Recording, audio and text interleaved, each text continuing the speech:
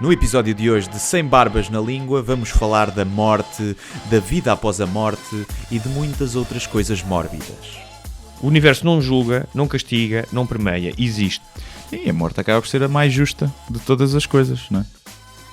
Diz o que pensas, mas não pensas no que dizes. Eu não preciso de ajustar contas absolutamente com ninguém. Para um país mais justo, para um país mais pobre, perdão. Deus existe dentro de nós. Quando as pessoas não acreditam em Deus, não, Deus existe dentro de nós. Ser exigente, não sermos piegas. Ser exigente, não sermos piegas. Mãe, olha, tu sabes fazer ténis. Ela fez 4, mas não sabe fazer ténis. Não sabe fazer ténis. Ai, que informação dramática. Sem Barbas na Língua, um podcast de Guilherme Duarte e Hugo Gonçalves. Ora, sejam muito bem-vindos a mais um episódio de Sem Barbas na Língua, com os vossos anfitriões de sempre, Guilherme Duarte e Hugo Gonçalves. Cá estamos nós e... Bom dia ou boa tarde, onde quer que estejam a ouvir. Nós vamos começar com um tema, começar e prolongar-nos, aliás, com um tema que está em sintonia com este espírito de felicidade, de alegria do Natal, não é? Exatamente. Que é o quê? Vamos falar de quê, Guilherme? Vamos falar de cadáveres, de morte no geral. Vamos falar de morte. Da morte, sim. Vamos falar sobre diferentes perspectivas, vamos falar de morte. Não se assustem. Sim, vai ser muito divertido. O Guilherme dá assim. É preciso lidar com a morte, aliás, com um certo humor, não é? Senão... Eu acho que sim, tem que ser, não é? Senão estás tramado. E em parte porque já tínhamos os dois conversado sobre o tema. Tu borras um bocadinho a cueca quando se fala de morte, não é? É um bocado como andar de avião. Não é quando se fala, quando se fala até é tranquilo. É quando me deito e penso nela, e antes de adormecer. Sim. Aí sim. Aí, será que ela aparece hoje? Será que eu vou acordar morto, não é? Esse grande... Claro que acho que todos temos receio de morrer, a não ser... Os bombistas. E mesmo esses, alguns deles...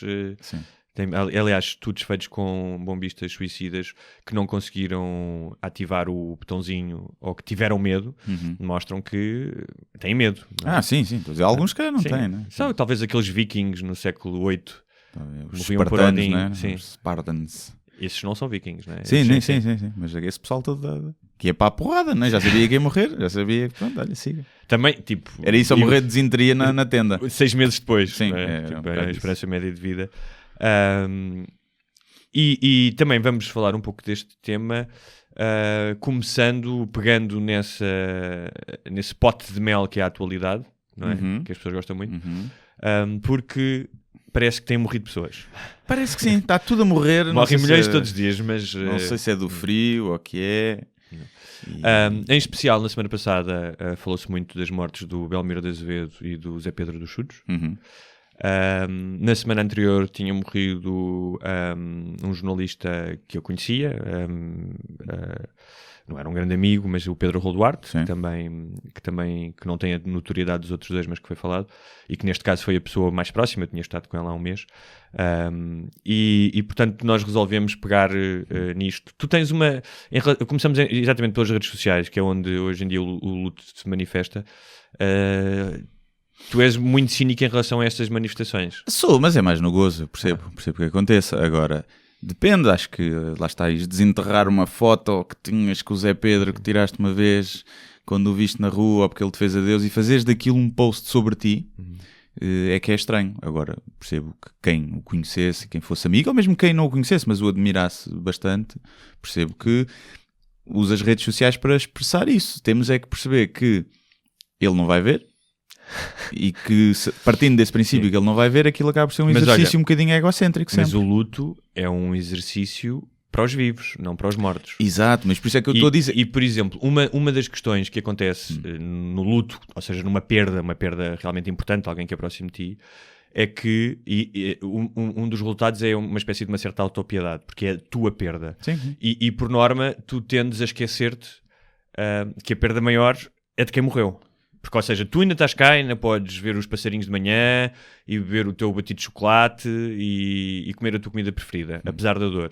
A perda maior é da outra, mas é da pessoa que morre. Mas isso é uma coisa muito natural. Ou seja, eu acho que há aqui dois tipos de egocentrismo. O claro egocentrismo das redes sociais, que é típico, mas há um egocentrismo que é o luto é sempre feito em relação à tua perda. Portanto, e tem que ser, porque o morto está morto. Claro. Para o morto é igual. Claro. A cena é essa. Para o morto está bem. Não está bem nem está mal. Há pessoas que hão de achar que ele, onde quer que esteja, está a dizer, olha, esse posto aí, lembro perfeitamente dessa foto que fizeste comigo em Benidorm, quando eu fui lá tocar. Lembro e pá, bom. Eu vi os chutes em Benidorm, foram lá tocar quando fui à minha viagem de finalistas do liceu.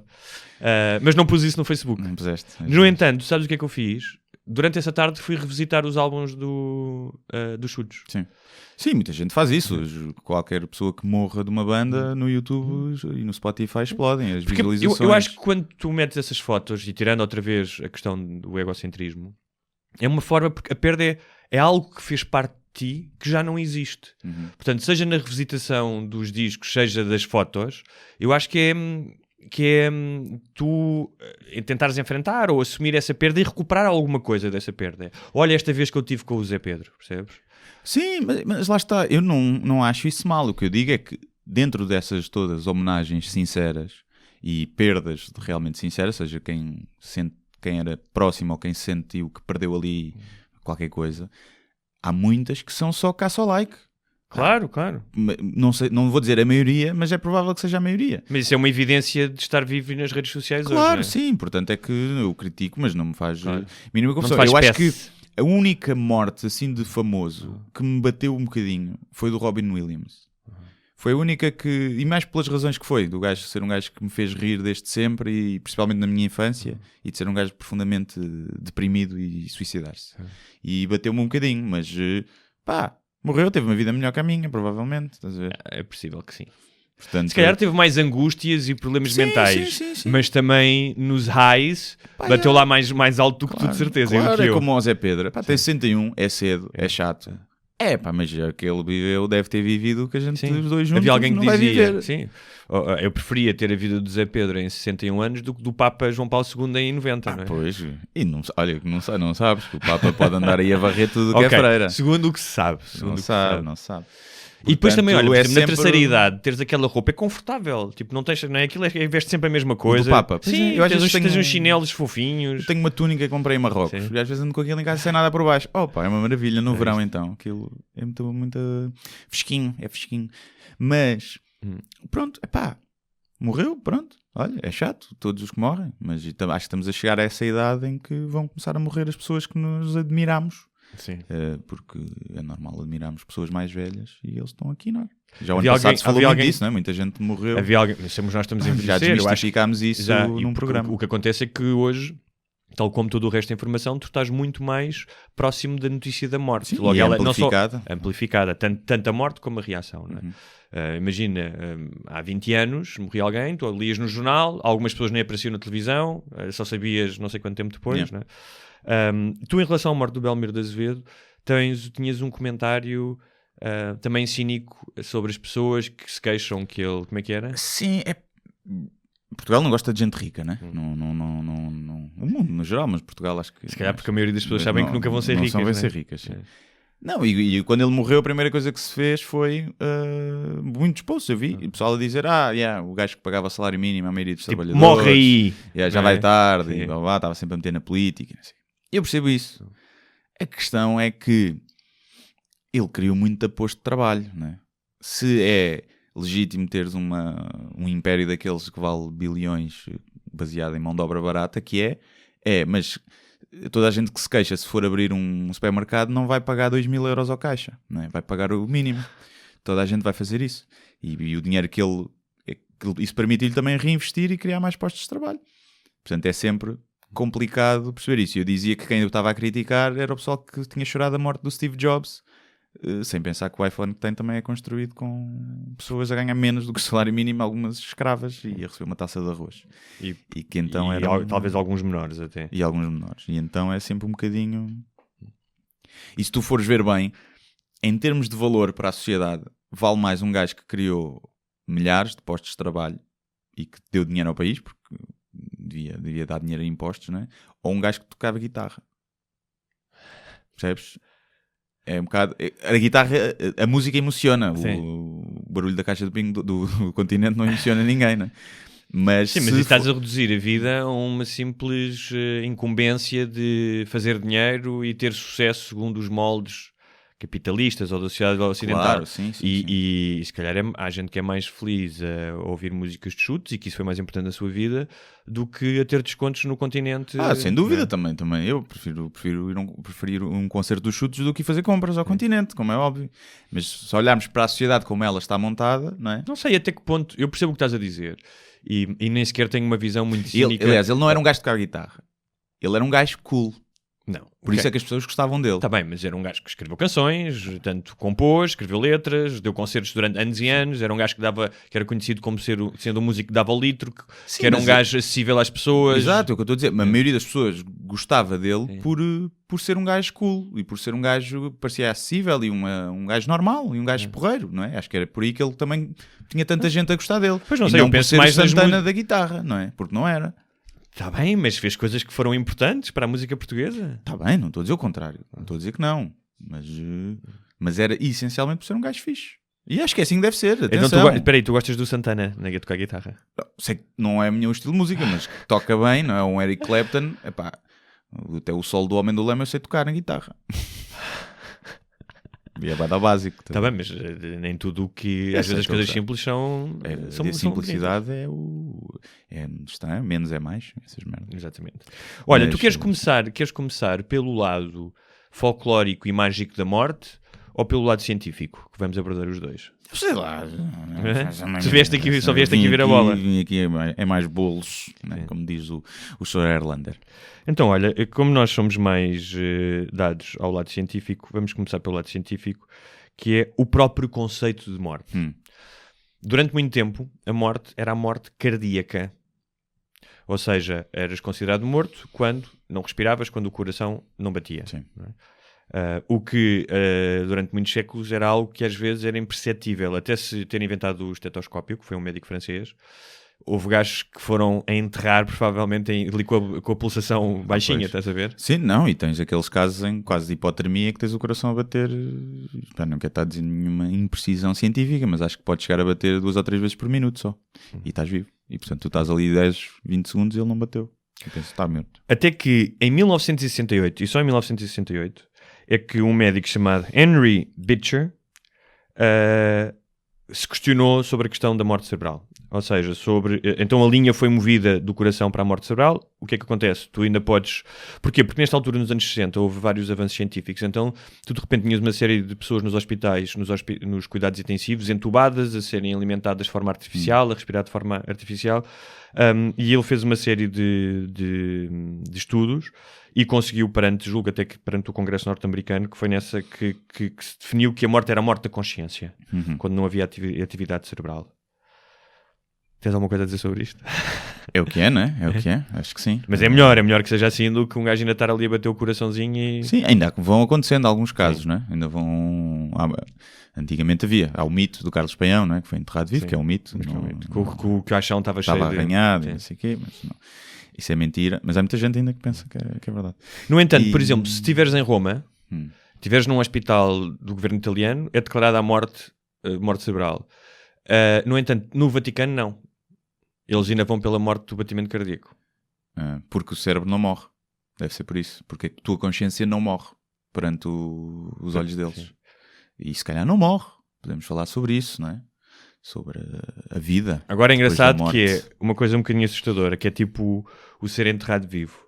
Foi feita uma experiência por um neurocientista norte-americano, exatamente para apurar até que ponto é que pessoas que se julgava que tinham não tinham atividade cerebral tinham. E o que ele fez foi pessoas que não reagiam a nada, e eles colocava-as num... como é que chama aquela? Já no outro dia te perguntei isto, nunca me lembro o nome. A cena para ver as ondas cerebrais. Não é o eletrocardiograma, é o eletrocefalograma. O ressonância magnética. A ressonância magnética. Mas esse acho que não vê as ondas. O que vê é a atividade cerebral. E dizia às pessoas que estavam neste estado vegetativo, dizia-lhe, pense dizia-lhes várias vezes, pense que está a jogar ténis, pense que está a jogar ténis. E em algumas dessas pessoas, a zona do cérebro que seria ativada quando tu pensas que estavas a jogar ténis, tem a ver com a parte motora, acendia-se. Yeah. E o que ele dizia era, acho que foi em 20 e tal pessoas, 4 reagiram, ele diz, isso não quer dizer que as outras não pudessem ter atividade, simplesmente podiam não me ouvir. Ou seja, não saber o que é de ténis, não saber, e não sabiam. Estavam pensando nessa merda. Exatamente, então não gostavam de ténis e... Sim, não é? eu sei. E isto é um bocadinho assustador. Eu às vezes penso... Eu já disse a várias pessoas, se eu ficar assim desliguem a ficha, porra. Yeah. Pá, por um lado sim, por outro lado, imagina que daí a 10 anos, que estás 10 anos assim, encontram uma merda para mas cura. queres estar 10 anos assim? Depende do estado. É que, imagina, obviamente que isto tu pode... o teu cérebro basa para outro sítio. Basa para outro sítio. Ficas maluco e estás noutra série, como o pessoal que está na solitária, na prisão. Tu vais para outro sítio, começas a alucinar e estás noutro sítio. O teu cérebro tem um grande mecanismo de autodefesa. Mas eu já pensei várias vezes que imagina que nós temos uma alma e essa alma, isto imagina, obviamente que é estúpido o que eu vou dizer, mas imagina, e que temos uma alma que sai do nosso corpo passado uma semana tu morreres, e é que essa alma é eterna. Só que tem um problema, que é que não atravessa madeira. Estás a ver? E tu estás enterrado, sim, e a tua alma sai e tu, olha, há vida depois da morte. E bates com a cabeça no caixão. E ficas ali dentro. E no entanto, tipo, atravessavas todas as outras matérias. Tudo, só aquela madeira sim, é que não dá. Estás a ver? E estamos a assumir que os fantasmas passam através de paredes e de material e se calhar não passam. Sim. E se calhar dos caixões está ali tudo, o fantasma lá dentro. Portanto, deixem-me a apodrecer na rua, no meu corpo. E se te queimam, não é? Imagina, eu prefiro ser cremado, não é? Por um lado, acho que é mais fixe. Por outro lado, nós também já falámos disso. Fazeres parte da terra. Voltares voltares ali. Seres comida de passarinho e de minhocas e de bactérias. Nascer uma árvore. Sim, porque, ao fim e ao cabo, nós somos energia no sentido... Não, isto não é num sentido esotérico, atenção. É porque somos mesmo, precisamos de energia, por isso é que recebemos sol, comemos açúcar, tudo isso. E essa energia que nos manteve vivos durante algum tempo... é uma forma de devolvermos essa energia à Terra. É um ritual, para mim, mais interessante do que qualquer ritual de sacrifício católico, ou, sabes, de rezar terços. Pronto, cada pessoa tem o seu ritual, mas a mim parece mais interessante essa ideia. Sim, eu acho que sim. Eu gostava de ser cremado e faziam um caril de frango e metiam as minhas cinzas na comida. E depois todos os meus amigos próximos jantavam aquilo. Jantavam. E pronto, eu ficava a fazer parte deles, eles ficavam com cancro por causa da cinza e morriam todos. E havia alguns que iam dizer, não foi a primeira vez que eu o comi. Sim, exatamente, não foi. Sabe, olha, apanhei Guilherme aqui, apanhei Guilherme. Mas sim, mas pronto, há outros... Como é que gostavas de morrer? Eu penso demasiadas vezes sobre isso. Por um lado, a morte santa, né, durante o sono, assim, mas eu curtia ter noção. Depois estás morto é igual. É um bocado igual. E por isso é que é difícil. Né? A nossa cabeça nem sequer está preparada para perceber o que é a morte. O nada para nós não é um conceito. Não. É um conceito demasiado abstrato para o nosso cérebro. Mas por um lado eu gostava de saber. Mas também não gostava de saber, olha, para a semana, não me vai dar tempo para fazer cenas. Agora, se for... Imagina, se eu soubesse agora que ia morrer aos 83 anos... era espetacular, porque perdia esse peso da morte, desaparecia-me durante estes anos todos, não é? O filme do Big Fish do Tim Burton, que os gajos descobrem, e que o gajo, quando soube que ia morrer de velhice, a vida dele foi, o gajo era capaz de fazer tudo porque não tinha receio de morrer. Mas eu gostava de morrer, sem sofrimento, mas também não quero que seja de repente. Eu gostava de ter noção para me despedir. Sobre isso há uma questão interessada, que é a questão de morrer inacabado, porque toda a gente morre inacabado, não é? Sim. Mas, por exemplo, o Christopher Hitchens, que nós vamos falar aqui várias vezes, uma das coisas que ele dizia era, na última conferência que deu, era exatamente isso, ou seja, a impossibilidade de... Não era tanto do ponto de vista... pessoal dele, mas não saber que avanços científicos aqui e descobertas aqui haver nos próximos 50 anos, percebes?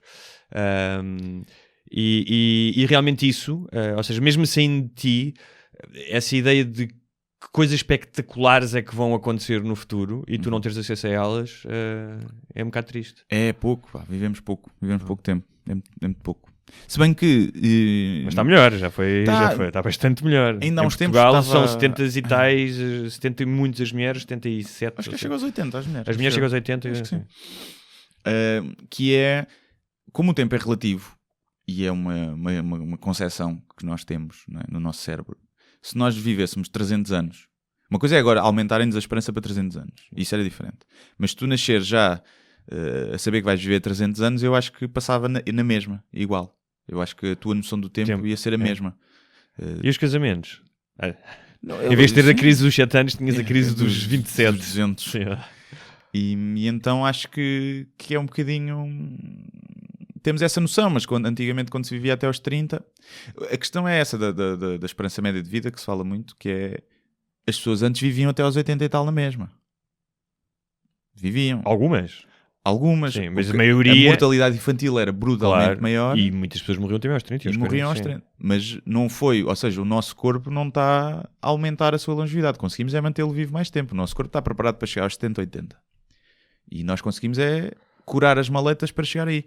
Porque há muita gente que pensa que antigamente a esperança de vida era 30 porque as pessoas chegavam aos 30 e morriam de causas naturais e não sei, velhice, não. As pessoas viviam, havia muita gente com 80 e 90 anos. Sim. Só que a mortalidade infantil era 70%, uma merda assim. E guerras e uma pneumonia aos 15 e as caraças. No livro do Hitchens chamado Mortalidade, que está publicado em Portugal pela Dom Quixote, ele diz isto, sobre essa questão de não estares cá, diz... ele estava doente com cancro, ele morreu de cancro e escreveu este livro, nem o acabou sequer. Ele diz: realmente não irei ver os meus filhos casar, não irei ver o novo edifício do World Trade Center elevando-se nos céus de Nova York, não irei ler ou até escrever os obituários de vilões como Harry Kissinger e Joseph Ratzinger.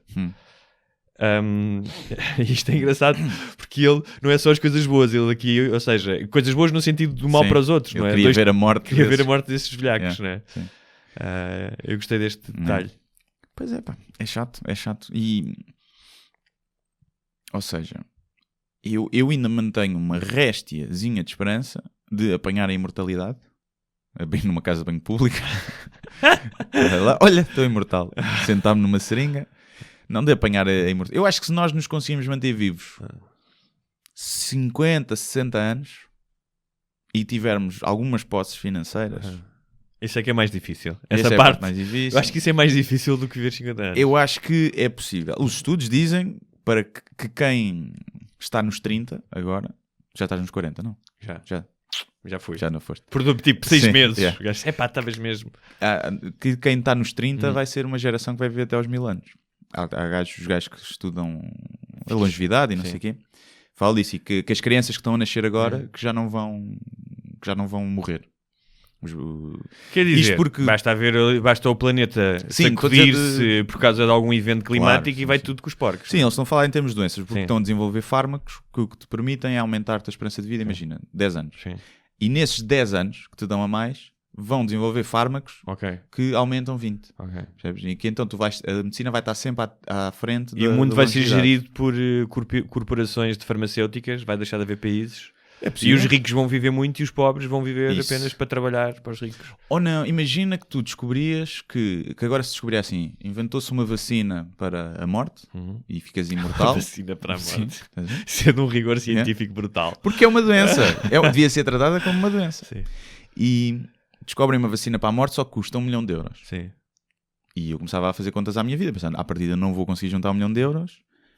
Vou traficar coca, assaltar bancos, assaltar velhas. Eu ponderava seriamente uma vida de crime. Claro. E isso vai ser um problema. E pronto, acho que... Pronto, mas eu tenho esperança. Ou então vai ser o upload se calhar mais rapidamente, o upload da nossa consciência para a cloud, não é? Para um computador. Mas aí depois é mais acessível a todos. Sim, mas aí aí tens de ter uma espécie de um surrogate, ou seja, de um boneco de algo que te vives na rede. Tá bem, tens um avatar. Tens um avatar cá fora. Não, lá dentro. Então, mas depois como é que tens experiências sensoriais como beijar na boca, comer um tens pêssego? Tudo. A partir do momento que a tua consciência está na rede, é igual. É igual, é como um sonho. No sonho tu tens as sensações todas. Mas um sonho não tem a nitidez da vida real, desculpa lá. Num sonho Não lúcido, tem. já tiveste sonhos lúcidos? Pá, os meus sonhos são sempre um bocadinho nevoados, tipo... Não. O sonho lúcido é um sonho em que tu controlas o sonho, em que tu te percebes que estás a sonhar no sonho e consegues controlar tudo. E essa merda é altamente... já foi provada em laboratório. Portanto, não é cá esoterismo da treta. Mas depois podemos fazer um episódio sobre isso. Falar em esoterismo. Mas, espera aí, o que é que eu ia dizer? Fazer o upload da consciência. E o minha maior... Há aqui o paradoxo que é... Imagina que fazes o upload da tua consciência para o computador e passas a estar no computador e aqui. Quem és tu? Né? Qual deles és tu? Como é que tu te experiencias? Porque a tua consciência está replicada em 2 sítios. Sim. É a mesma coisa que se transferires para um robô. O teu Então, cérebro. mas essa consciência, ou seja, está em 2 sítios, vai enfrentar dias diferentes, coisas diferentes. Aí a partir daí não começa a formar personalidades diferentes. Ou seja, passado um minuto já são pessoas diferentes. Sim, mas naquele momento tu estás-te a ver a ti mesmo e é a mesma pessoa. E quem diz sou eu, é estranho. Dá ganda nó. Dá ganda nó. Por falar em coisas estranhas e menos previsíveis do que essas. Previsíveis não, mas pelo menos menos sérias, acho eu, por mais estranho que esta história da dupla consciência possa parecer, ou da consciência em 2 lugares, que é, segundo as religiões, o que é que acontece depois da morte? Depende da religião, não é? Olha, até porque, vê lá, imagina que até entre cada religião há incoerências. Imagina lá isto, religiões com incoerências. Não acredito. Inventaste isso agora. Inventaste. Olha, por exemplo, a vida depois da morte, não é? A vida depois da morte, exatamente. Eu gosto muito. Há muitas expressões em português para isso, que é como morrer, que é bater a bota, esticar o pernil, bater a caçoleta, deixar de fumar. Deixar de fumar? Olha, aquele deixou de fumar. É um facto. Sim. E há outra que eu gosto muito, que é ir desta para pior. Normalmente as pessoas dizem, foi desta para melhor. Sim. Eu não sei se as pessoas, segundo as minhas suspeitas, é desta para pior. As pessoas assumem sempre que os seus entes queridos estão no céu, não é? Estão lá em cima, está a olhar por nós. Se calhar não está. Se calhar está lá em baixo a fazer falácias ao Belzebu. Ou não está nada, ou não existe, simplesmente. Sim, pronto. Óbvio. Há uma frase, não sei se até um título, que é morrer é deixar de ser visto. Não é? Tipo, desapareces, acabou para ti, as outras pessoas ainda te lembram, mas se realmente a vida for apenas um acidente arbitrário neste planeta, a vida como a conhecemos e a vida com consciência como a nossa, que tem pouco mais ou cerca de 200 mil anos e que facilmente pode desaparecer, mas realmente for um acidente, é isso, já falámos disso aqui, que é, tu vens do nada e vais para o nada. Sim, voltas para onde estavas antes de nascer. Que não é nada, não voltas. Não nada, sim. Não existias antes de nascer. Pronto. Mas voltas para aí. Mas é isso que dá uma certa... Para mim, pelo menos, quando as pessoas dizem mas tu achas mesmo que há nada? Isso, olha, até agora é aquilo que me faz crer. Não posso dizer com segurança. Mas essa ideia, se calhar é um mecanismo de defesa, essa ideia de que vai ser nada, eu vejo de outra maneira, que é a improbabilidade de tu existires é tão remota. Aliás, a probabilidade de tu seres a pessoa que és, tendo em conta os genes da tua mãe e do teu pai, ou seja, as combinações, tu podias ser 1.000 milhões de versões de Guilherme, não a tua.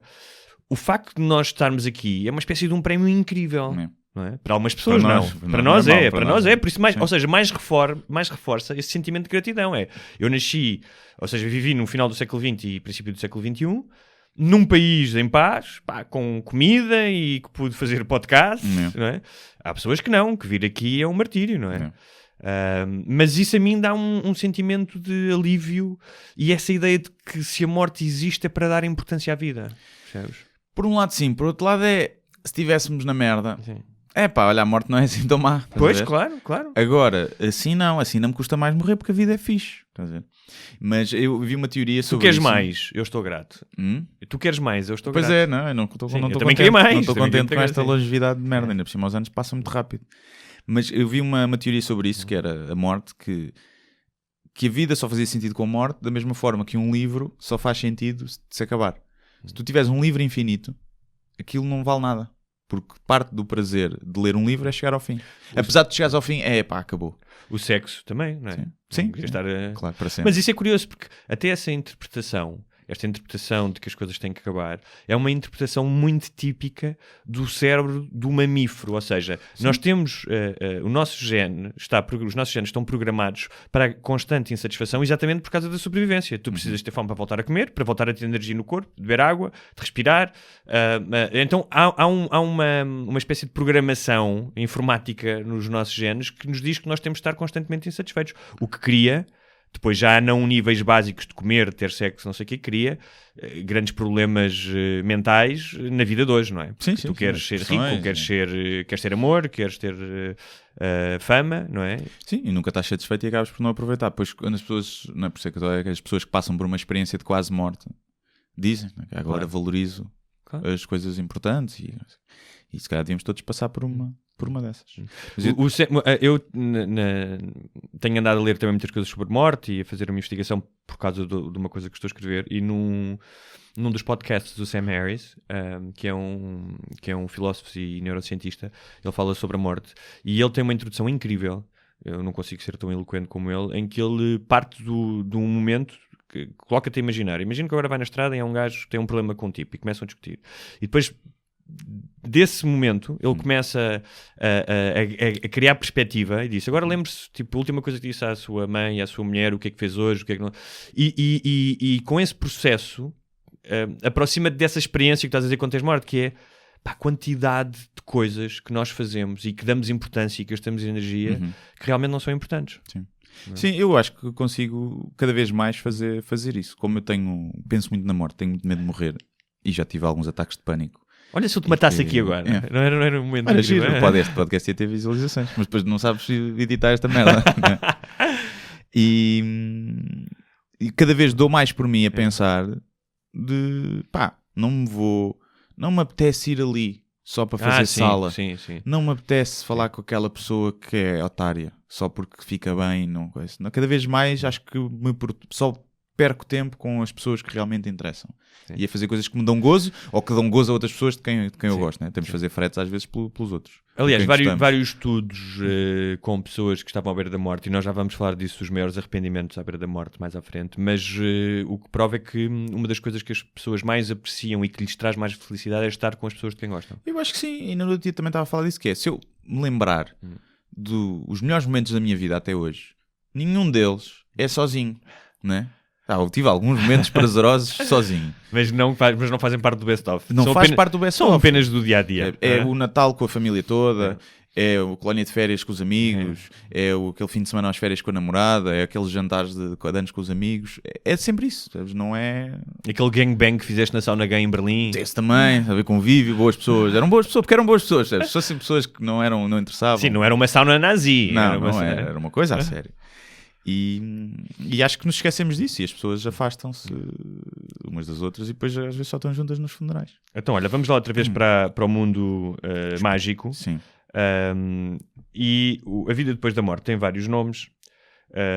Os Sete Céus, a Terra Pura, Tian, Janaá, Valhalla. O Além, exatamente. E... que eu não bebo. É além? Onde é que ele está? Está além. Pronto. Não sei se foi daí que veio ou se foi ao contrário, o além veio. Se calhar além era mesmo um sítio, tipo uma vila onde as pessoas iam, não é? Vila de Além, que não eram enterradas, era o cemitério todo era em Além. Por exemplo, no Antigo Egito, isto é muito engraçado, porque a série de requerimentos que eram necessários, por exemplo, para conseguir chegares ao céu ou ao paraíso dos egípcios, tinhas que saber recitar alguns feitiços. Okay. Imagina. Já viste, nós estávamos tramados. Tipo, chegavas lá e agora, imagina que agora morrias era o deus egípcio. Diz lá um feitiço. E eu tipo, a sério, nunca pensei que fosse tu. Estudei imensa coisa, mas... Não era no Egito que tinha aquele cavalo... Que não é cavalo, meio leão, meio não sei o que, a esfinge, não é esfinge? Eles tinham uma série de deuses. Que dizia... Sim. Não, mas que te dava 3 enigmas para tu conseguires entrar no céu. Há uma fábula qualquer assim, não sei se palavras cruzadas. Se calhar é melhor começar a fazer palavras cruzadas. Sim, é aquele sim. Não vai ser o deus... Adivinhas, qual é a coisa? Qual é? Elas serem bem básicas. Quer no chão fica amarela. Quer no chão fica amarela. E claro, eles tinham aquela crença, como nós aliás sabemos, de que para entrar no reino dos mortos tinhas que ter acompanhado-te alguns dos objetos e a tua roupa. Um gajo também chegar a um sítio todo nu, não é? Claro. Não, e pô, não ficar cá a família com as tuas cenas. E aí não havia discussão das heranças. O cristianismo está cheio de contradições, porque por um lado as pessoas acreditam que morrem e vão diretamente para o céu ou para o inferno, mas depois em vários livros da Bíblia, e inclusive Jesus Cristo diz isso, diz que não vai haver um dia do juízo final e só aí então é que as pessoas se vão levantar das suas campas. Vai ser Thriller. Vai ser o videoclipe do Thriller. Parece o Michael Jackson a tocar, concerto ao vivo, para milhões e milhões e milhões de pessoas que já existiram, não é? Mas é tipo Thriller, sim. Mas a igreja diz que não há inferno agora, não há? A pois, posição da igreja católica sim, eu que não gosto existe também, inferno. pronto, isto é tipo Marvel, não é? Eles vão adaptando as histórias consoante a sua audiência, portanto, como todas as histórias de ficção, Tem emendas. Tem emendas. Mas sim, o limbo, por exemplo, deixou de existir, que era para onde iam as crianças não aromatizadas. Tens o purgatório, que é ali aquela coisa... O tribunal. É o tribunal. Estás ali, vai, não vai, será que me vou safar, não é? E depois tens o inferno e o céu. O Islão, aliás, como em muitas coisas, é uma espécie de best-of ou de mash-up. Ou de worst-of. Sim, ou de worst-of, exatamente, do worst-of. Isso é bom. De outras religiões anteriores, aliás, nós já falámos disso, mas o Corão é o nome de Jesus aparece mais vezes do que Mohammed, é uma espécie de misturas de ensinamentos helénicos com algumas coisas do Antigo Testamento e até do Novo Testamento, e depois com uma série de maluqueiras, não é? Como aliás a Bíblia, não é? Sim. Mas aí também há o conceito do inferno e do céu. Depois é engraçado porque quando tu lês o Corão percebes que o paraíso é sempre uma imagem do lugar onde vives, da tua existência. Por exemplo, para o paraíso criado por pessoas que escreveram o Corão, portanto na Arábia do século VII, era oásis, com água, com mel, com virgens, com tâmaras, com gajas nuas. Eles não são tão específicos, mas sim. E depois tens algumas religiões do Oriente, como o hinduísmo ou até o budismo, que acreditam na reencarnação. Sim. Não é? O que é que e o budismo, nada, não é? O budismo não há vida depois da morte. Não é bem uma religião, não é o budismo. Muita gente diz mas isso. também tem um lado esotérico, não é? Sim, da energia, de conheceres a ti mesmo. Mas não tem vida depois da morte nem eu acho reencarnação. que, sim, o budismo confesso que não é uma das religiões que conheço a melhor, mas segundo o que eu li, existe também uma possibilidade de tu reencarnares segundo o teu karma em outras coisas. Pensava que era só o hinduísmo que tinha isso. O que é que eu acho da reencarnação? Sim. É estúpida. É estúpido. Mas aquele pessoal que faz regressões a vidas passadas como se fosse uma merda científica, era duas chapadas na cara. Eu já não sei quem é que dizia isso, que é as pessoas foram sempre ao Cleópatra, a um general, nunca foram o empregado do Pingo Doce, estás a ver? Numa vida passada nunca foste o escravo que construiu as pirâmides, foste sempre alguém importante. Quantas Cleópatras andam aí?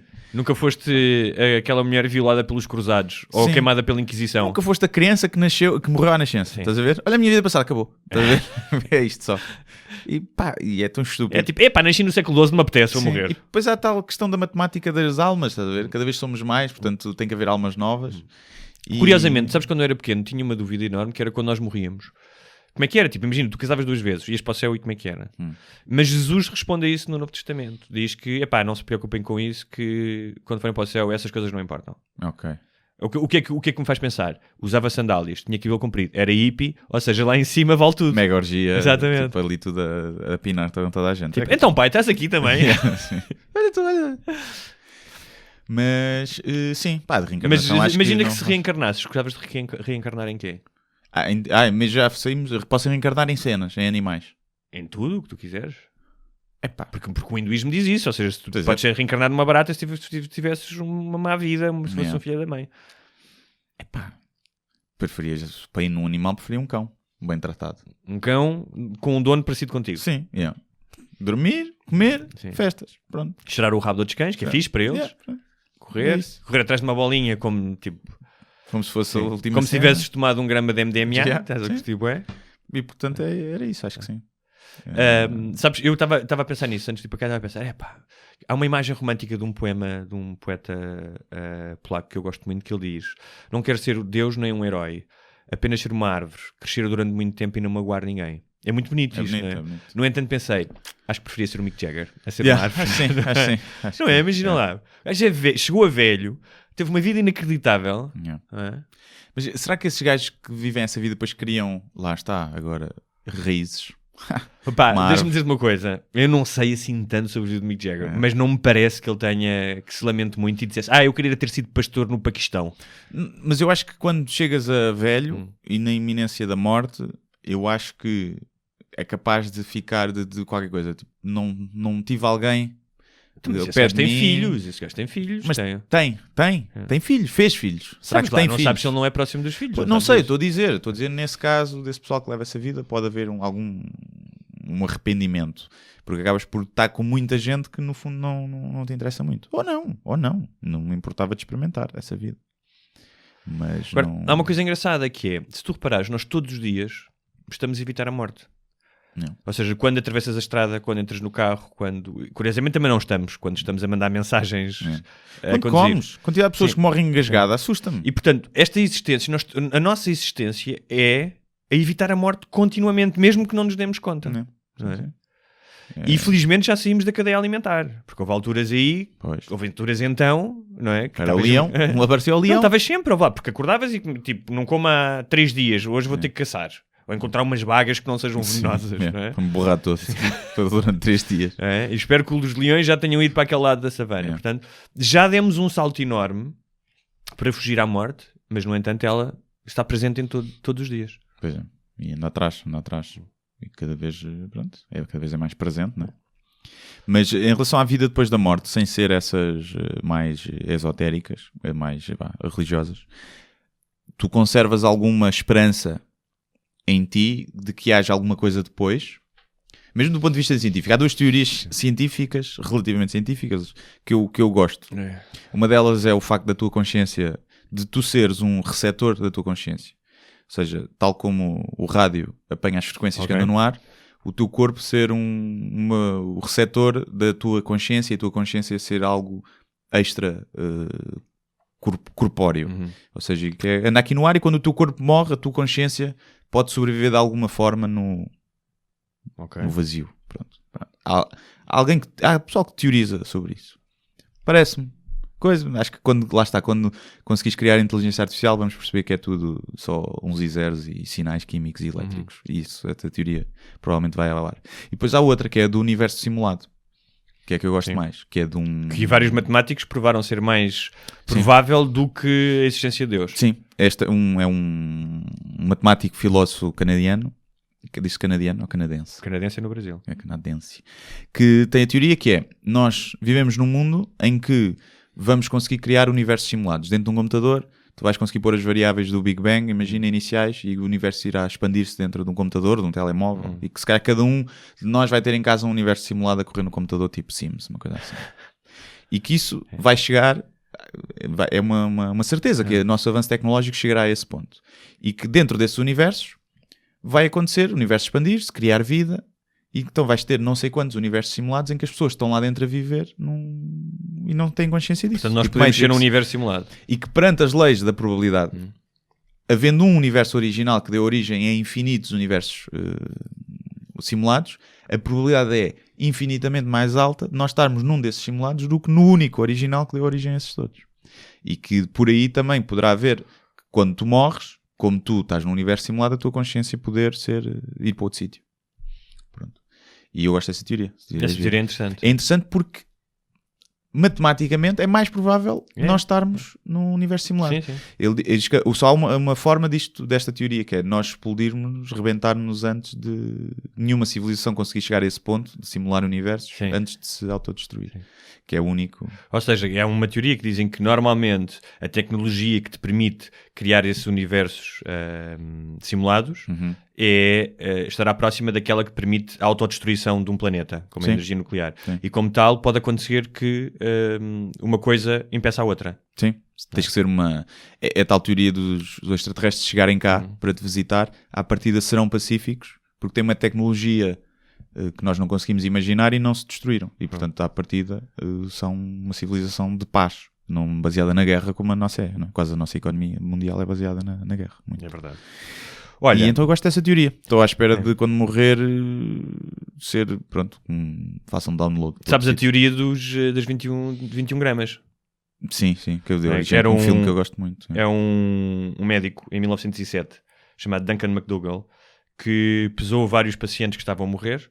Na altura não havia grande ética, havia alguma ética, mas não a mesma que há agora. Portanto, ele ia buscar os moribundos e pesava-os numa balança, daquelas com pesos. Sim, estou a falar a sério.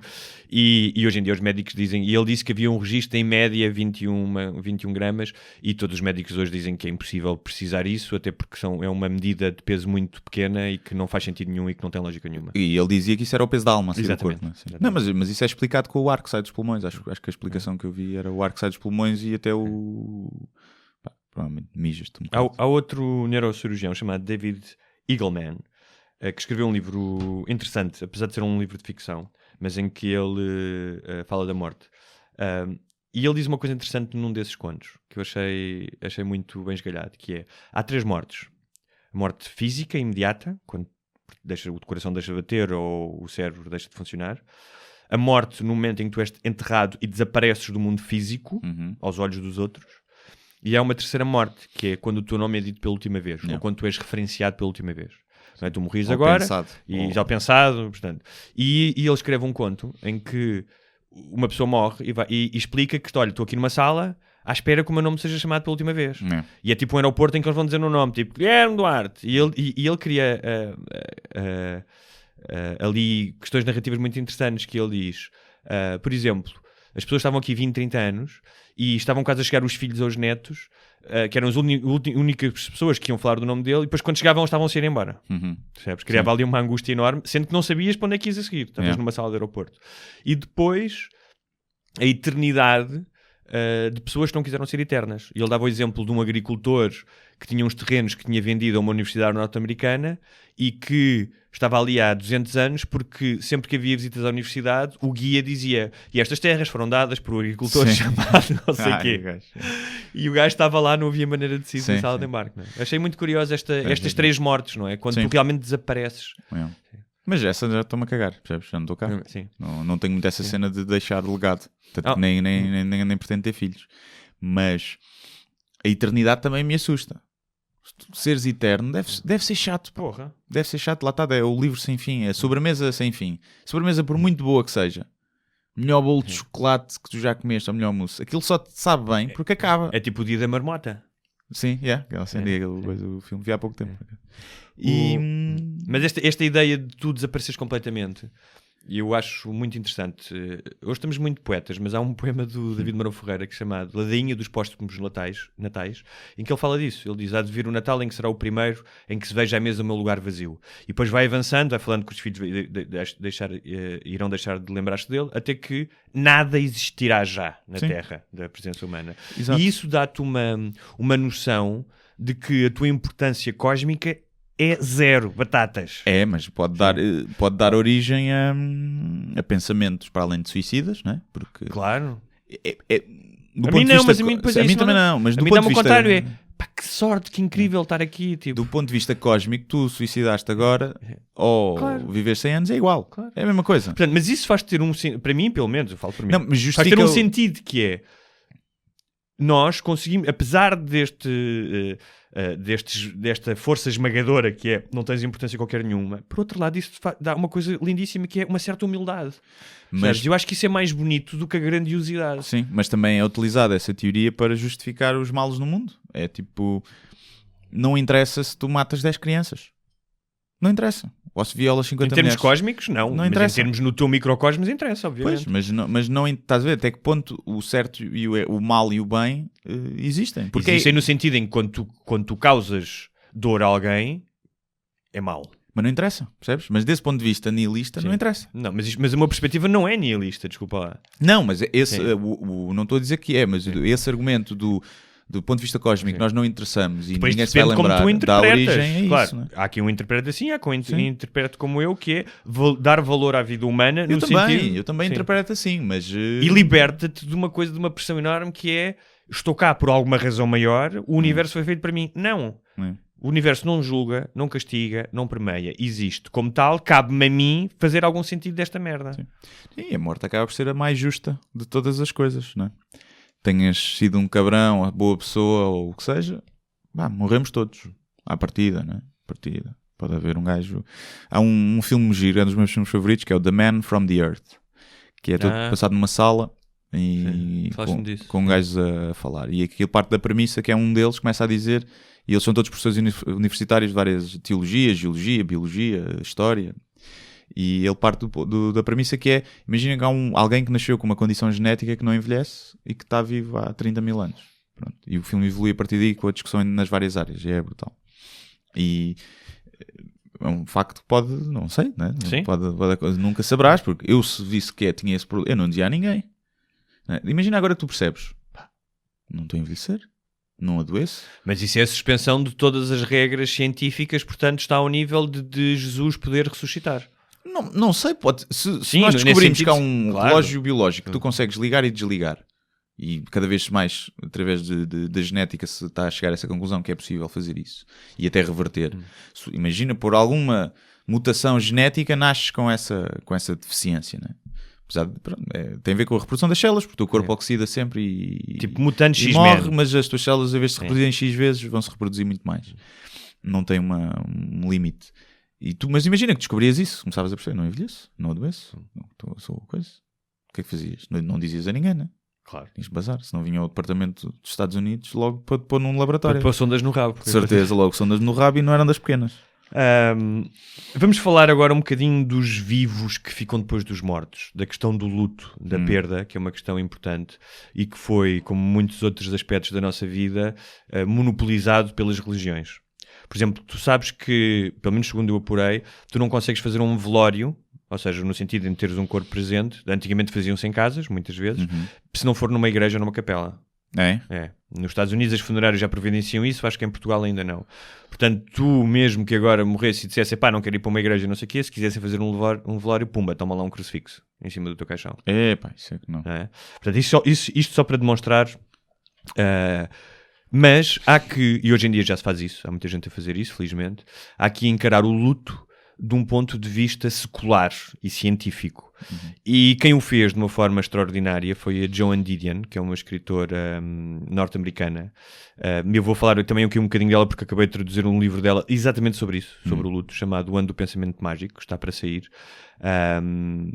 Que é um livro realmente extraordinário. O The Guardian, isto vale o que vale, mas o The Guardian classificou como um dos melhores livros de não-ficção. E realmente eu acho que é a primeira obra literária, apesar dela ter ali também um fundamento muito científico e jornalístico. Ela mistura a vida dela com as descobertas, cita desde Freud a imensos estudos, sobre a questão da perda, que é uma coisa que não se fala muito ainda. E uma das coisas impressionantes que ela fala, porque o marido dela morreu ainda para mais de ataque cardíaco, é que o livro dela começa com estas frases: a vida muda rapidamente, a vida muda num instante, sentas-te para jantar e a vida como a conheces termina. Que é esta ideia, especialmente quando não é doença prolongada, de que tudo muda de uma maneira tão avassaladora que nós não somos capazes de lidar com ela. Ou seja, ela fala muito disso, que é, há uma normalidade ao teu redor, não é? As pessoas continuam a entrar nos seus carros, a ir comprar pão, tu continuas a ter que ir à casa de banho, mas tudo está diferente. Aliás, ela tem uma frase incrível que é: só uma pessoa morreu e, no entanto, tudo parece estar vazio ao meu redor. E eu acho que é esse sentimento que é muito difícil no início para as pessoas lidarem com ele. Para já porque é novo, não é? E depois porque é avassalador. Sim, eu felizmente nunca passei por nenhuma morte ainda próxima de pessoas novas. Os meus avós, tenho um avô vivo, os outros morreram quando eu era muito novo e a minha avó morreu há 1 ano e pouco. Mas já é aquela morte, tal como o meu avô agora quando morrer, é aquela morte que é, ainda bem. É triste porque morreu alguém e de quem tenho boas recordações, mas ele há 10 anos que é um invólucro da pessoa que era, não é? Não, está ali no estado quase vegetal. Aliás, portanto e o problema é que tem consciência às vezes, vai tendo, portanto acho que provavelmente ele desejará já a morte, acho eu. Portanto nunca tive essa experiência. Já tive grandes amigos que perderam os pais ou o pai novo, e foi assim se calhar mais próximo que eu tive, porque tive que estar com essa pessoa e confortar, e fui ao funeral, que é uma coisa que eu odeio, nem fui ao da minha avó, mas fui lá porque pronto, do pai de um amigo meu. E vejo como muda, mas vejo como as pessoas conseguem recompor, né? Acho que é diferente quando é uns pais que perdem um filho, deve ser quase impossível tu recomposto, porque é anti-natura. Não é? A maioria dos casais, por exemplo, separam-se. Sim. E deve ser mesmo muito complicado, especialmente se não tiveres outros filhos. Se tiveres, tens ali quase uma obrigação de melhorar pelos outros. Mas... Aliás, a Didiane falava muito disso, porque ela explica que com a morte dos pais, obviamente, sofreu, mas que a dor da perda do marido, com quem ela vivia há 40 anos, ainda para mais eles eram os dois escritores, portanto trabalhavam em casa, tinham uma relação de codependência muito grande, e ela diz realmente que essa morte é diferente, percebes? E fala do ponto de vista clínico, que a dor chega em ondas, mesmo literalmente em ondas, e estudos feitos por vários psiquiatras falam exatamente disso, que são ondas que ocorrem de 20 em 20 minutos e que provocam um sentimento de vazio no abdômen, falta de força muscular e um stress subjetivo e intenso descrito como tensão ou dor mental. Portanto, há um lado físico, médico da dor, que muitas vezes não é... Porque realmente o teu corpo fica diferente. Aliás, depois discorre sobre isso. A tua temperatura baixa, a tua pulsação cardíaca altera-se, e a tua percepção daquilo que é racional também se altera. E ela fala, por isso é que ela fala do ano do pensamento mágico, que foi o ano a seguir à morte dele. E ela fala disso, que é... Tu começas no início, suspendes um bocado a realidade. E ela dizia que um dia começou a arrumar a roupa dele, porque chega uma altura em que tens que mandar as coisas, dar a alguém, e que não era capaz de entregar os sapatos à caridade, porque, de certa maneira, acreditava que ele podia regressar. A preocupação dela era, ele não pode estar descalço. Ou seja, ela racionalmente sabia que isso era impossível. Ela é uma mulher de ciência. E isso fez-me lembrar, e posso contar esta história, tu já falaste das mortes da tua família. A minha mãe morreu quando eu tinha 8 anos. E eu na altura não fui ao funeral. A minha família achou por bem eu não ir ao funeral. Isso pode ser discutido, as vantagens e as desvantagens. Já pensei muito sobre elas. Mas, enquanto criança, esse pensamento mágico é levado aos limites. Ou seja, eu lembro-me quando a minha mãe estava doente, de eu pedir a Deus para operar de uma forma mágica, com as mãos deles invisíveis. E lembro-me de, quando voltei a casa, já depois do funeral, quando voltei à casa onde nós morávamos, de ter ido a todos os quartos, porque achava que aquilo ainda podia ser uma brincadeira dos adultos. E que a minha mãe estaria lá. E durante muito tempo depois, alguns meses, isto é típico nas pessoas que perdem outras, mesmo em adultos.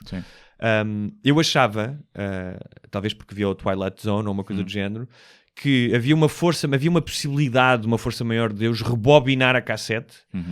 E eu até dizia, mas eu não importo não me lembrar de nada, e tudo voltar a ser a mesma coisa. De acordares, não é? De ser um pesadelo. Exatamente. Ou mesmo de não sabendo que era, como nos filmes, que é, vamos voltar a uma vida alternativa. Olha, aqui afinal não aconteceu isto.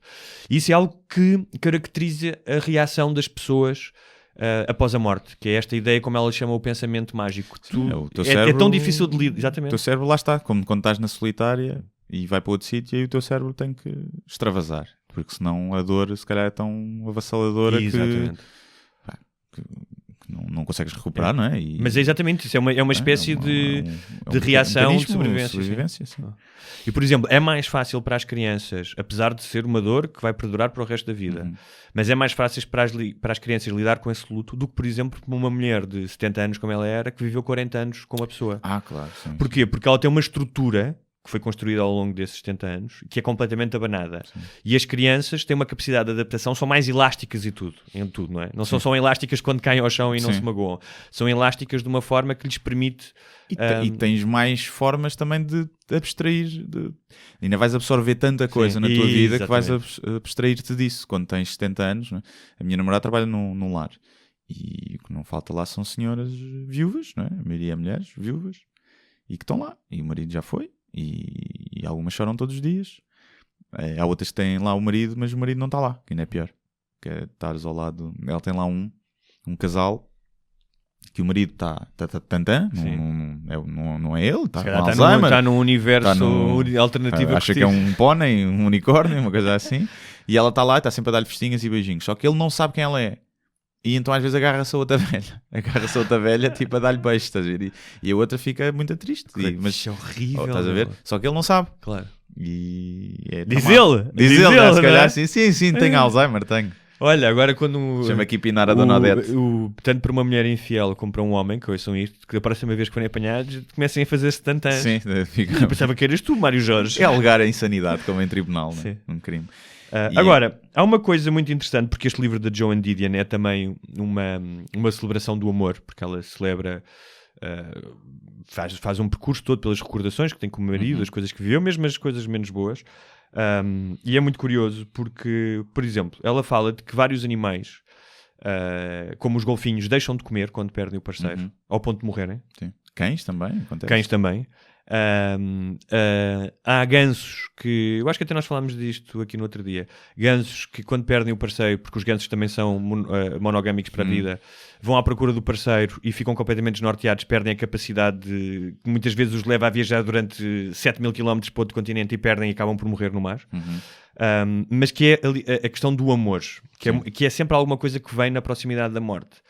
E, por exemplo, a maioria das mensagens no 11 de setembro das pessoas que sabiam que iam morrer, são mensagens de amor. Sim. Não é? Não são mensagens de estes filhos da puta mataram-me e não sei o quê.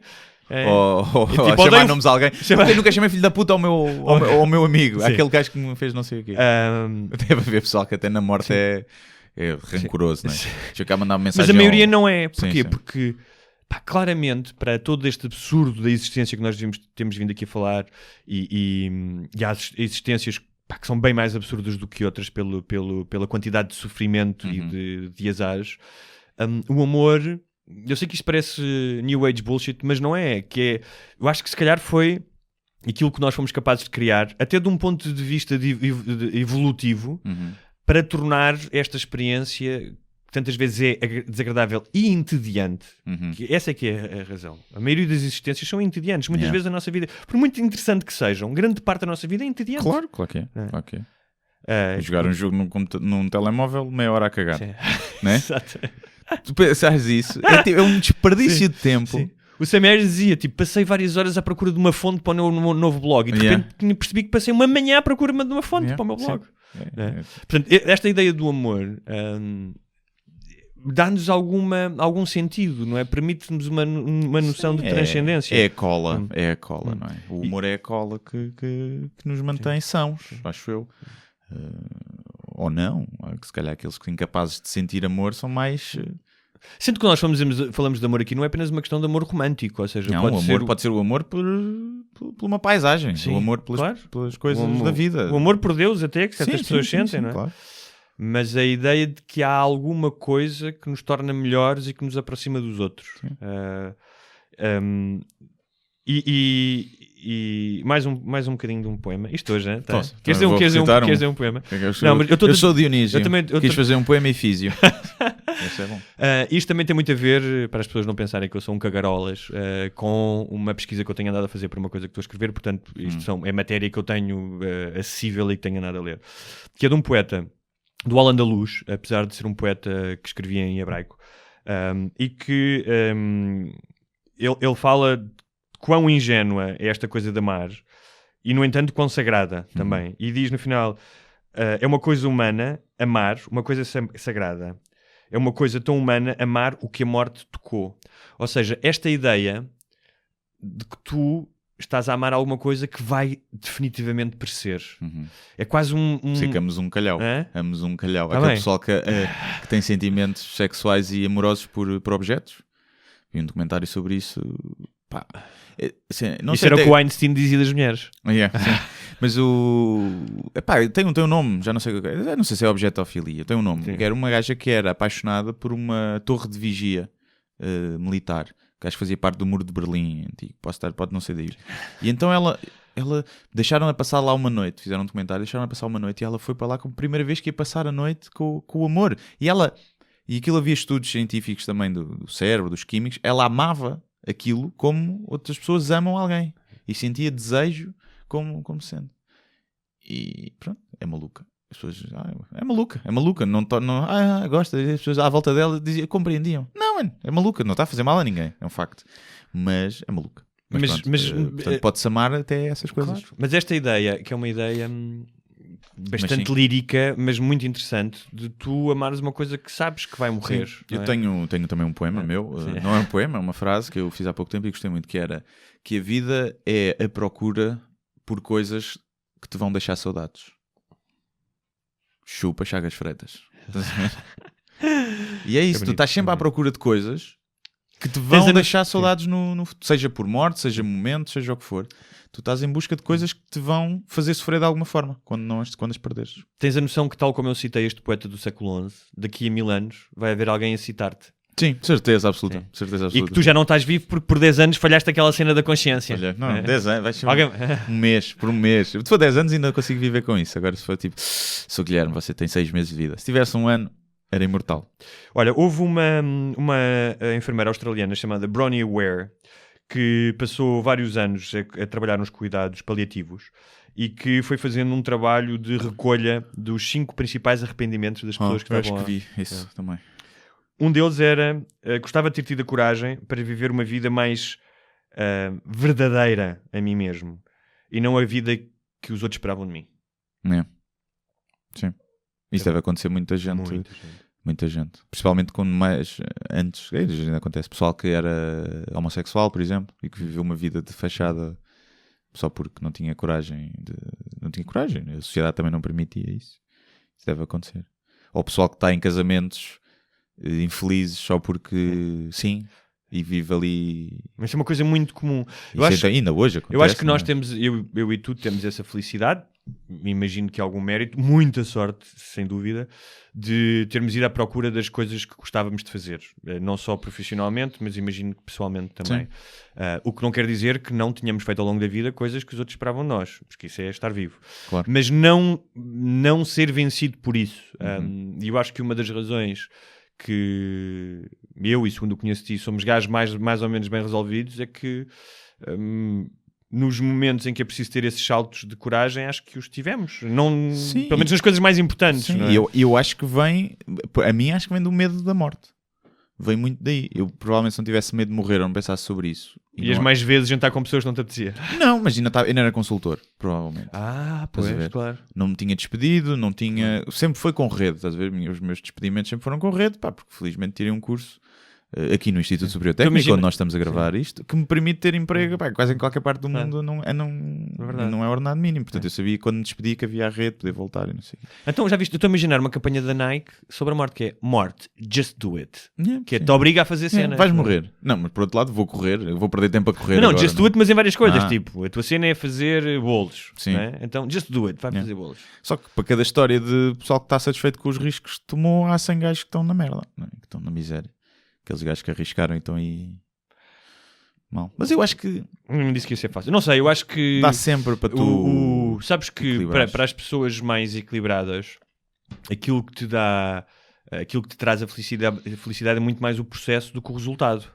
Ou seja, por exemplo, na escrita, claro que é bom e é incrível que as pessoas venham dizer gostei daquilo que tu escreveste, o teu texto do blog, por exemplo, a ti e tal, mas onde tu tens realmente mais prazer é no processo de escrever. Por isso é que levantas e escreves. Claro, sim. Não é? Não, isso é verdade. E eu falo assim, há uma frase que eu agora vou citar Steve Jobs, isto até parece mal. Mas o gajo tem uma frase gira que me fez todo sentido na altura quando eu ouvi aquilo, que é que tu só consegues unir os pontos no futuro. Sim. Portanto, todas as coisas que te acontecem, e às vezes por mal e que não coisa, tu no futuro olhas para trás e começas a perceber que aquilo fez sentido ou que não... Já houve coisas que me aconteceram que eu lamentei imenso e que foram importantes para depois eu tomar decisões. Vou-te dar um exemplo.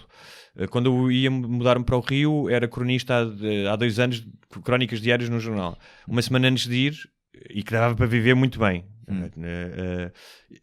O jornal entrou quase em falência e eles dispensaram a minha colaboração. Se eu tivesse ido para o Brasil só a escrever crónicas, uma coisa que eu estava a fazer há 2 anos e claramente só percebi isso depois, estava-me a queimar o cérebro, crónicas diárias, eu não teria procurado outro emprego, não teria começado a ser editor, não teria tido outras experiências e não sei se ser cronista 2 anos no Rio me tinha trazido tantas coisas. Não estou a dizer que haja nisto uma espécie de lógica programada por alguém. Sim, claro. Tu procuras o teu próprio destino, sendo que estás suscetível à sorte e ao azar. Ou não, é tudo determinístico, como já falámos. Pronto, mas eu achando que não, Epá, é aquela coisa muito básica, mas está aqui um limão, fazes uma limonada com gin tónico. Mas, por exemplo, eu costumo dizer que se eu não fumasse, eu nunca estava a fazer o que faço hoje. E porquê? Porque foi a saída da consulta, quando eu estava na consultora, saí à tarde para ir comprar tabaco. À hora do lanche, saí do escritório para ir comprar tabaco, e foi aí comprar tabaco que eu me lembrei de fazer a viagem com os artistas de rua. Sim. E que foi isso que explotou depois o mas meu tu não achas descobrimento. que a tua consciência, que essas coisas estão lá e que a tua consciência arranja maneira de manifestá-las? Mas não sei, é o efeito borboleta, percebes? Há aquele bocadinho. Eu quando criei o blog, por exemplo, em casa, eu se tivesse ido tomar café naquele dia com os amigos, em vez de estar em casa sem fazer nada, eu provavelmente mas não se calhar tinha criado o cairias blog. na semana seguinte. Não sei se criava. Também não sei, mas estou a dizer, vou dar um exemplo. Basta às vezes alterares uma variável e para tudo mudar. E tu, não quer dizer que seja o melhor caminho. Tu depois já viste do futuro, quando unis os pontos e dizes, isto até correu bem. Não sabes se no outro caminho estavas muito mais feliz, né? Nunca vais saber. E o teu próprio cérebro é que faz essa junção de, olha, isto aconteceu mal, mas foi por isto. Como eu estou a fazer. Eu fumei, não devia fumar realmente, mas ter fumado se calhar permite-me hoje ser uma pessoa mais feliz, com uma espécie de efeito Eu não sei, há borboleta. aquela história do Saramago que teve a ideia para o Evangelho segundo Jesus Cristo um dia que foi comprar o jornal e no quiosque teve uma ilusão óptica com as palavras, e isto já aconteceu a toda a gente, vires uma frase que não está lá, não é? Porque juntas as palavras. Sim. Que é mais do que tudo uma falha do teu cérebro, Sim, não é? sim. Está a processar, ainda está loading, não é? Mas que ele viu a frase Evangelho segundo Jesus Cristo. A verdade é que ele já tinha lido imenso sobre religião e era um tema que lhe interessava, portanto não foi um momento completamente eureka, tal como uns momentos eureka normalmente não são. Claro. Tu passas anos a estudar uma coisa e de repente tens um momento eureka, ou seja, há todo um processo mental da tua consciência ao qual tu não tens acesso, não é? De uma forma inconsciente, estando a acordar ou a dormir, que de alguma forma te levou a ter essa ideia. Certo? Sim, mas eu vejo isso, por exemplo, com as piadas. Eu às vezes lembro-me de piadas e não as anoto. E eu nunca mais me lembro daquela piada. Mas também, Estás a ver? Mas é diferente, isso tem a ver com a memória.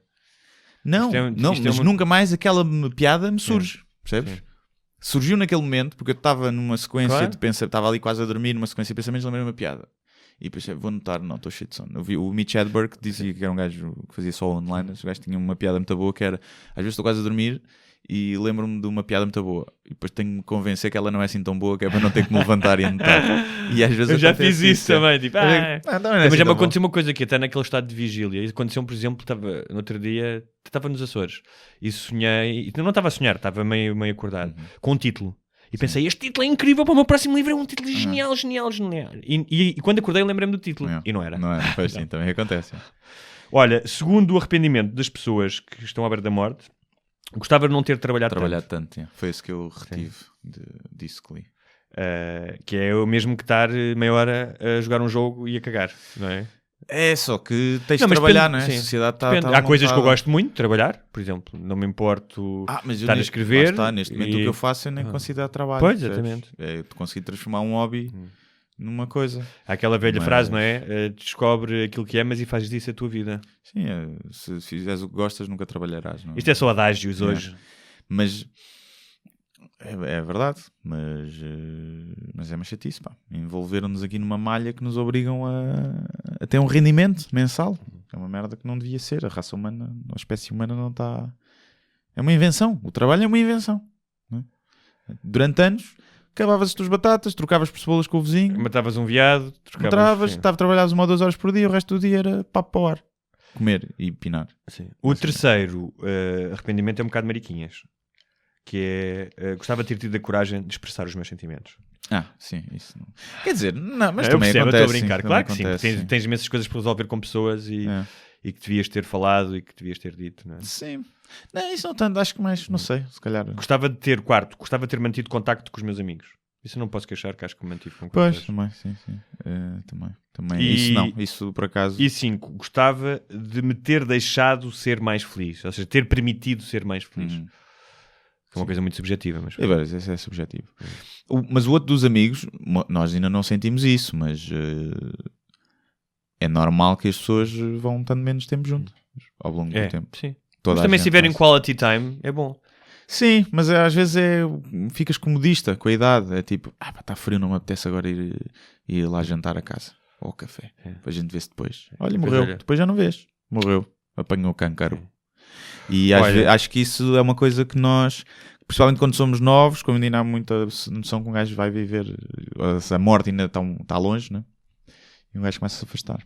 Olha, perder amigos para o tempo é tramado. Voltando às pessoas, aos vivos, às pessoas que ficam e à questão do luto, que ainda não explorámos completamente. Já em 1917, no seu livro Luto e Melancolia, Freud dizia que a morte, para os vivos, envolve um grande afastamento de uma atitude normal para com a vida. E mais tarde, a Melanie Klein, que também era uma cientista social, disse: durante o luto uma pessoa está de facto doente porque o seu estado mental é incomum, ainda que não sabemos a dor da perda de uma doença. E é curioso porque muitas pessoas chegam a ficar num estado maníaco ou depressivo temporário.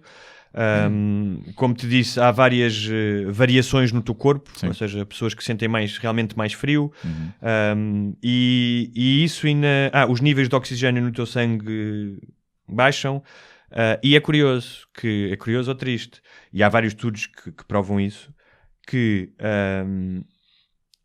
há muitos viúvos que morrem, ou viúvas, num período posterior à morte do parceiro. Sim. Principalmente em idade avançada. Sim. Isso é muito comum. Reduz-te, está mesmo um estudo que diz que reduz a morte do parceiro, reduz drasticamente a esperança média de vida. A partir dos 70. Fatores de como stress, dor da perda, resultam frequentemente em alterações nos sistemas endócrino, imunitário, nervoso e cardiovascular. E estes sistemas são fundamentalmente influenciados pela atividade cerebral e os neurotransmissores. Ou seja, morre alguém e tu de repente ficas com problemas cardíacos, problemas respiratórios. E é um problema que não é de forma nenhuma endereçado. Sim, não é avaliado, não é tido em conta. Nada, não te dão... Devia haver acompanhamento psicológico gratuito para quando morre um ente querido. E que eu saiba não há. Né? Já há centros nos Estados Unidos, há na Califórnia, que nesse aspecto são um bocadinho mais à frente, centros para tanto para a família como para a pessoa que está a morrer, por exemplo, ou que sabe que vai morrer, para tratar disto de uma forma com apoio psicológico, com apoio de médicos mesmo, percebes? E devia ser visto, mas olha, é assim.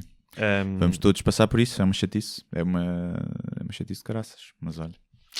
É aproveitar as pessoas enquanto estão cá, percebem? E quanto maior for a relação de dependência, de codependência que tiveres com a pessoa, maior é o impacto físico disso, obviamente. Sim. O que é que temos mais para falar? Que é exatamente, nós estamos a falar que não existem muitas maneiras das pessoas serem apoiadas depois da morte, a não ser o que nós já conhecemos, os velórios, os funerais. Obviamente pessoas recorrerão à psicoterapia, mas não há uma preocupação da sociedade para lidar com isto e de ver como uma doença, ainda que uma doença temporária. Apesar de que se fala também eles chamam a dor normal e a dor patológica, e a dor patológica é quando realmente a perda se torna uma coisa impeditiva a médio prazo. E acontece com algumas pessoas. Sim, e tem a ver com a tua vida. Se a tua vida era aquela pessoa, há pessoas que vivem para as outras pessoas, não é? Claro, não têm interesses, não têm amigos, não têm ninguém. E quando isso acontece é muito difícil. É muito engraçado porque no livro da Didion ela diz... Ela teve um ano mais ou menos parada, não é? Parada naquele... E começou a escrever o livro para lidar exatamente com isso, para ver. E ela fala muito... Lembra-se de uma frase que o marido lhe dizia, que é... Quando eles iam tomar banho num sítio onde eles viviam na Califórnia... E tinham que, para conseguirem sair para subir para as rochas, tinham que apanhar a onda na altura certa. E ele dizia-lhe, vai com a mudança. E ela fala disso, que houve uma determinada altura na vida dela em que ela percebeu, nem que fosse a voz dele imaginada, lhe estava a dizer, vai com a mudança, tens que continuar. E isso foi a maneira da consciência dela lidar com... Claro, e é tentar transformar algo mau em bom. Por isso é que tens muitas músicas geniais que nasceram da dor, né? Da perda, tem livros, filmes, tudo. Né? O Bohemian Rhapsody dos Queen, o gajo escreveu aquela música quando soube que ia morrer, de sida. E eu só depois de saber isso é que comecei a prestar mais atenção à letra. E eu digo tipo, I don't wanna die. Mas olha, sabes que a relação com a morte tem vindo a mudar ao longo dos séculos e nomeadamente nas últimas décadas, muito rapidamente. Não só porque se morre menos e a convivência com a morte é muito menor. Antigamente as pessoas tinham filhos, morriam 3, 4, os filhos morriam, estavam em casa, os velórios eram feitos em casa. Portanto, alguém no outro dia dizia... Mas não te morre mais gente agora do ponto de vista em que tens uma rede social não digital, maior, em que conheces muito mais gente, não é? Tu antes conhecias 5 ou 6 pessoas. Tá bem, mas sim, mas se calhar só mais tarde. A morte era uma coisa, pá, morriam muitas pessoas. Agora, morrem são pessoas que não são muito próximas. Mas também tem a ver com a questão dos rituais, que é a questão de quando morria alguém, e por exemplo, estás a falar de poucas pessoas, toda a gente da rua ou do bairro ia à tua casa ver o morto. Toda a gente estava contigo. E houve duas mudanças. Uma a nível clínico, porque tu deixaste de morrer em casa. Se tu reparares, as morgues estão sempre longe da vista, estão normalmente nos andares subterrâneos dos hospitais. Sim. Aliás, no livro do Karl Ove Knausgaard, chamado A Morte do Pai, que são aqueles livros que ele escreveu, A Minha Luta, que são 6 livros, ele tem uma descrição incrível logo no início sobre isso, de como é que a morte foi sendo afastada dos olhos das pessoas. E isso tornou a morte menos omnipresente, tornou a morte uma coisa... torna o luto mais difícil, porque tu não tens contacto. Há uma razão porque se fazem funerais e velórios, tirando o lado monetário. O lado monetário e o lado religioso, Sim. que há de facto uma necessidade de tu despedires daquela pessoa. Sim. Os rituais não são completamente descabidos, percebes? Não, Tem uma claro. função psicológica. Mas eu sou mais a favor dos funerais em festa. Pá.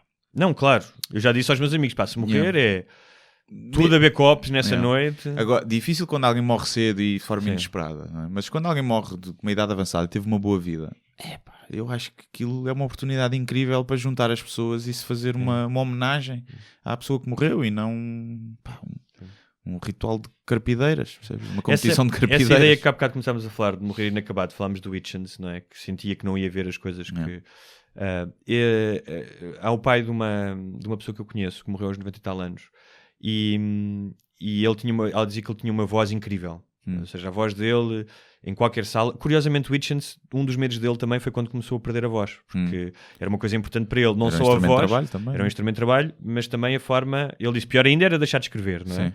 Mas para quem toda a vida deu palestras, é muito assustador. Ele tinha uma voz muito característica muito também, característica, não é? Um sotaque. Sim, ou seja, uma voz que se ouvia, estavas aqui e ouvias do outro lado da sala. E ela diz que aos 90 anos e 90 e tal anos o pai já estava internado, e quando perdeu a voz chamou-a e disse-lhe que está tudo bem, não te preocupes, estou preparado. Tipo, agora não tenho voz, estou preparado. Era isso que eu queria, percebes? A Xana tem lá no lar alguns idosos que estão naquela, estou à espera, estou à espera da morte, está tudo, estou tranquilo. Sácio, primo, está tudo. Estou tranquilo, venham buscar, até já estou farto, não estou cá a fazer nada, venham buscar. Isso acho que deve ser, apesar daqueles últimos anos em que estás nesse estado, é porque a tua vida é má e porque já é só sofrimento. Eu acho que me vou drogar nessa altura. Não é, também acho que sim, eu sou apologista disso, nos lares deviam ter chazinho de erva, uns LSDs. Completamente. E os velhos a triparem todos. Tripar tudo. Fazer corridas de cadeiras de rodas. Devia ser. Sim, também acho que sim, eu faço questão. Melos e merdas. Para mim, cuidados paliativos é drogas. É logo. E então esse talvez seja a melhor forma de morrer. É triste por um lado, porque para desejares isso é porque estás ali sozinho, porque essa pessoa provavelmente não tem filhos que vão visitar, não tem netos, e já morreu toda a gente que ela conhece, mas por um lado tu estás de bem com isso e dizes, ok, foi bom para mim, foi fixe, siga. Então, olha, diz aqui sobre esta questão de como é que mudaram a forma como nós lidamos com a morte, além da questão hospitalar e da presença da morte, também uma questão da psique coletiva. E um antropólogo inglês chamado Geoffrey Gorer, que estudou bastante esta questão, diz o seguinte: há uma pressão crescente para um novo dever ético, divertirmos-nos. Um novo imperativo para não fazermos nada que possa diminuir a diversão dos outros. Tanto na Inglaterra como nos Estados Unidos, a tendência contemporânea é tratar o luto com uma autoindulgência mórbida e atribuir admiração social ao sobrevivente que escondesse tão inteiramente o seu sofrimento que ninguém sabia o que de facto acontecera. Ou seja, o que ele diz é que um certo individualismo e consumismo e a celebração das coisas boas, de estarmos sempre felizes, impede as pessoas de se manifestarem. Portanto, as pessoas devem ser estoicas, tipo, estás a aguentar muito bem. E a Joan Didion dizia isso, não, tipo, tu não tens que te estar a aguentar bem. Tipo, tu podes estar na merda, mas a ideia dos próprios enlutados de, eu não vou incomodar os outros com a minha dor. Sim. E ele disse que isso é uma coisa que tem cerca de 40, 50 anos. Pois, antes era mais normal, não é? O pessoal... A próprias viúvas de antigamente, não é? Que se vestiam de preto, estavam de luto, tu sabias que elas estavam de luto e elas estavam de cara fechada para sempre. Não sentiam qualquer tipo de necessidade ou de obrigatoriedade em rir e em voltar a ser feliz.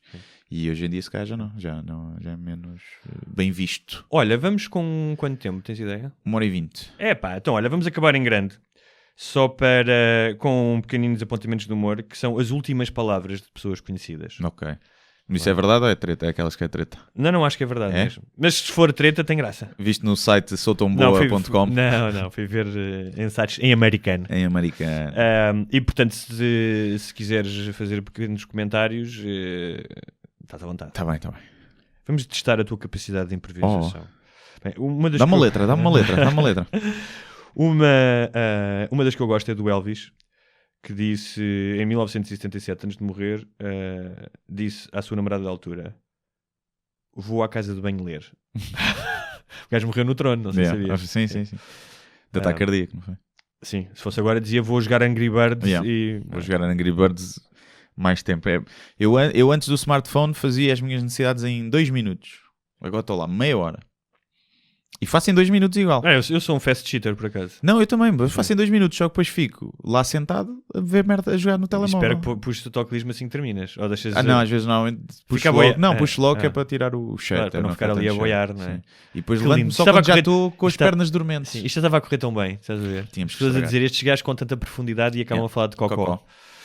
Foste tu que puxaste o trono. Mas tu é que foste a cocó. Eu digo mata, tu dizes... Não, digues foto, tu dizes mata, mata, tem que ir para cocó.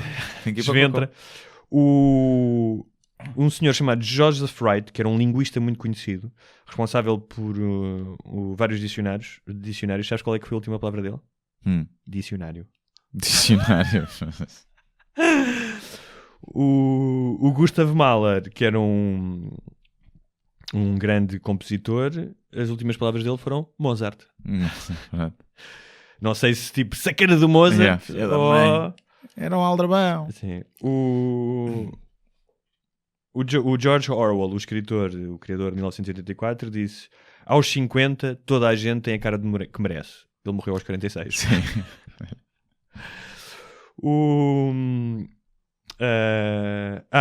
Havia uma senhora chamada Margaret Sanger, que foi uma das grandes apologistas dos contraceptivos, quando eles começaram a aparecer, cujas últimas palavras foram: uma festa, bora fazer uma festa.